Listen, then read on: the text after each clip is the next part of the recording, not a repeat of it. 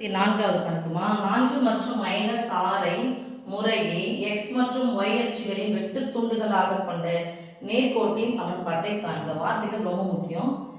வெட்டு துண்டு அப்படின்னு வந்துச்சு அப்படின்னு சொன்னாவே நேர்கோட்டின் சமன்பாடுனால x இருக்கணும் y இருக்கும். வெட்டு துண்டுன்னு ஒரு வார்த்தை வந்துச்சுனாவே ஃபார்முலா எழுதிக்கோங்க. வெட்டு துண்டு வடிவில் நேர்கோட்டின் சமன்பாடு. வெட்டு துண்டு வடிவில் நேர்கோட்டின் சமன்பாடு x/a + y/b = 1. இங்க முறையே ஒரு வார்த்தை கொடுத்துருக்காங்க.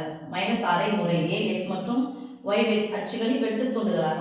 x வெட்டு துண்டு a முதல்ல இருக்குது, y வெட்டு துண்டு இந்த b. அப்ப அப்ளை பண்ணிக்கலாம். x/a க்கு பதிலா +4 + y b க்கு பதிலா -6. பகுதியில மைனஸ் என்ன போடும், நடுவுல போடும். மொத்தம் -1 ஒரு பின்ன எண் ஒரு முழு எண் நடுவில் பார்க்குறோம். ப்ளஸ் மைனஸ் வச்சுன்னா பகுதிகளை பார்க்கணும். பகுதிகள் ஒரே மாதிரி இருக்கானா இல்லை வேறு மாதிரி இருக்கானா வேறு மாதிரி தான் இருக்கானா ஒன்று கொஞ்சம் சம்மந்தம் இருக்குது. எப்படி இருந்தாலும் பரவாயில்ல, ரெண்டுத்தையும் பெருக்குங்க. ஒன்று கொஞ்சம் சம்மந்தம் இருந்தாலுமே பரவாயில்ல, ரெண்டுத்தையும் பெருக்குங்க. எப்போ ரெண்டுத்தையும் பெருக்குமோ அப்போ குறுக்க பெருக்கணும். Okay, 6 × x 6x - 4 × y 4y by இது ரெண்டுத்தையும் பெருனா வரும் பை 24 வருமா? இந்த பெருக்கல் 24 சமக்குறிக்கு அந்த பக்கம், சாரி இந்த வகுத்தல் 24 பையில் இருக்கக்கூடிய 24 சமக்குறிக்கு அந்த பக்கம் போனால் பெருக்கல் 24 மாறும். +24 இந்த +24 சமக்குறிக்கு இந்த பக்கம் எடுத்தோம்னா -24 = 0. பெருக்கிறோம், மேலே எடுத்து போகிறோம், அப்படியே இந்த பக்கம் எடுத்துருவோம். ஓகேவா?